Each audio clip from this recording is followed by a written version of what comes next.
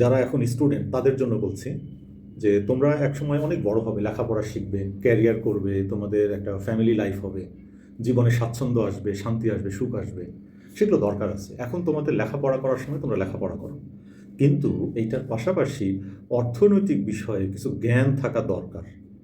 তোমরা যে কাজটা করতে পারো, অর্থনৈতিক বিষয়ে ভালো ভালো অভ্যাস তৈরি করো।